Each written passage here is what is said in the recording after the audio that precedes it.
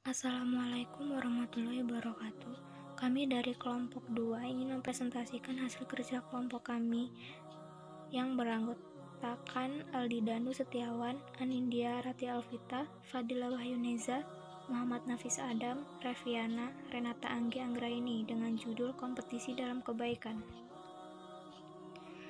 Allah Subhanahu wa Ta'ala telah memberikan pengarahan, bahkan penekanan kepada orang-orang beriman untuk berkompetisi dalam kebaikan, sebagaimana firman-Nya dalam Al-Quran Surat Al-Maidah ayat 48 yang berbunyi, A'udzubillahi minasyaitonirrajim, Bismillahirrahmanirrahim.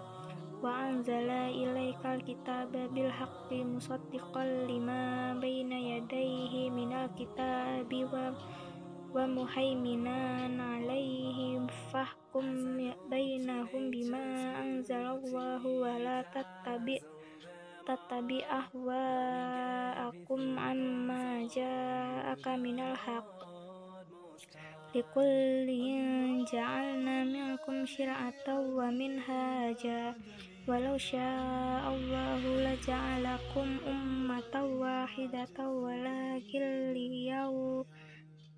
walakin liyabluwakum fima atakum fastabiqul khairat ilallahi marji'ukum jami'an fayunabbi'ukum bima kuntum fihi takhtalifun. Artinya, dan kami telah turunkan kepadamu Al-Quran dengan membawa kebenaran, membenarkan apa yang sebelumnya, yaitu kitab-kitab yang diturunkan sebelumnya, dan batu ujian terhadap kitab-kitab yang lain itu. Maka putuskanlah perkara mereka menurut apa yang Allah turunkan, dan janganlah kamu mengikuti hawa nafsu mereka dengan meninggalkan kebenaran yang telah datang kepadamu. Untuk tiap-tiap umat di antara kamu, kami berikan aturan dan jalan yang terang. Sekiranya Allah menghendaki, niscaya kamu dijadikannya satu umat saja, tetapi Allah hendak menguji kamu terhadap pemberiannya kepadamu. Maka berlomba-lombalah berbuat kebajikan, hanya kepada Allah lah kamu semuanya kembali. Lalu diberitahukannya kepadamu apa yang telah kamu perselisihkan itu. Quran Surat Al-Maidah ayat 48. Kandungan Surat Al-Maidah. Penegasan bahwa Al-Quran adalah kitab samawi terakhir yang membawa kebenaran, mencakup isi dan membenarkan kitab suci sebelumnya, seperti Taurat dan Injil. Al-Quran menjadi satu-satunya kitab suci yang terpelihara dengan baik, sehingga ia tidak akan mengalami perubahan dan pemalsuan. Hal ini berbeda dengan kitab suci sebelumnya. Perintah kepada setiap muslim agar memutuskan perkara dengan hukum yang ditetapkan Allah Subhanahu wa Ta'ala yang terdapat dalam Al-Quran. Setiap umat diberi syariat yang berbeda dan diperintahkan untuk menaati dan mengamalkan isinya. Perintah menggunakan akal sehat dan segala potensi yang telah diberikan oleh Allah Subhanahu wa Ta'ala agar menjadi umat pilihan, unggul, maju dan berkembang menjadi lebih baik dan semakin baik lagi. Allah Subhanahu wa Ta'ala memberikan syariat tersendiri kepada umat untuk menguji sejauh mana mereka dapat mengimplementasikan syariatnya yang tertuang dalam kitab samawi masing-masing. Perintah untuk berkompetensi dan menjadi yang terbaik sesuai dengan petunjuk yang termuat dalam kitab suci mereka. Peringatan bahwa pada akhirnya manusia akan kembali kepada Allah Subhanahu wa Ta'ala dan kelak di akhirat akan mempertanggungjawabkan semua amalnya semasa di dunia. Hukum tajwid Surat Al-Maidah ayat 48. 1. Ikhfa, karena nun sukun bertemu za.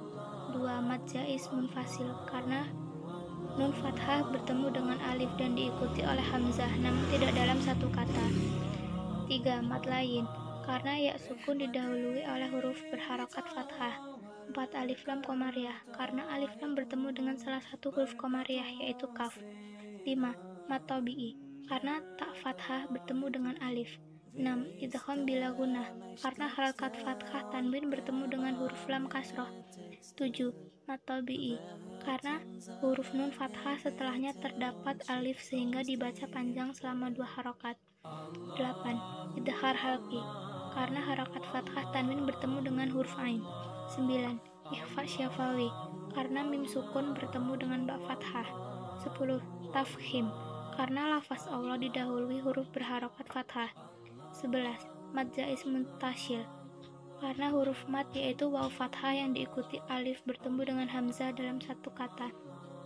12. Gunnah, karena mim berharokat tasdid. 13. Qalqalah kubro, karena salah satu huruf qalqalah yaitu qa berada di akhir kalimat sehingga diwakafkan dan dibaca secara memantul. 14. Alif lam komariah, karena alif lam bertemu dengan salah satu huruf komariah yaitu ha. Hadis tentang kompetisi dalam kebaikan. Terjemahan hadis tentang kompetisi dalam kebaikan. Dari Jabir bin Abdullah, ia berkata, Rasulullah berkhutbah di hadapan kami. Beliau mengatakan, wahai manusia, bertaubatlah kepada Allah sebelum kalian mati. Bersegeralah beramal salih sebelum kalian sibuk, dan sambunglah antara kalian dengan Rabb kalian dengan memperbanyak zikir kepadanya. Banyak sedekah dengan sembunyi-sembunyi maupun terang-terangan. Niscaya kalian akan diberikan rezeki, ditolong, dan dicukupi. Ketahuilah, sesungguhnya Allah telah mewajibkan kepada kalian sholat Jumat di tempatku berdiri ini, di hariku ini, di bulanku ini, dan di tahunku ini hingga hari kiamat.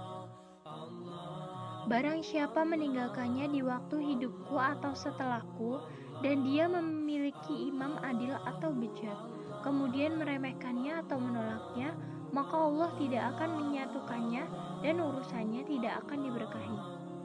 Ketahuilah, tidak ada sholat, tidak ada zakat, tidak ada haji, tidak ada puasa, dan tidak ada kebaikan baginya hingga ia bertaubat.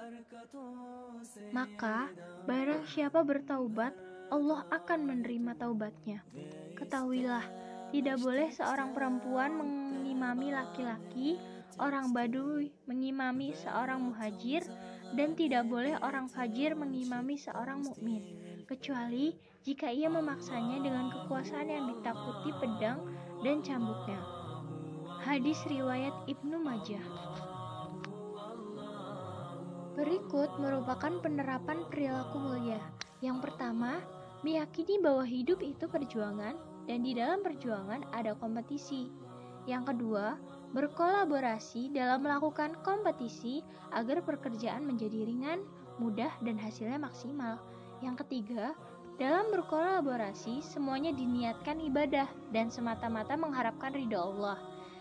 Yang keempat, selalu melihat sesuatu dari sisi positif, tidak memperbesarkan masalah perbedaan, tapi mencari titik persamaan.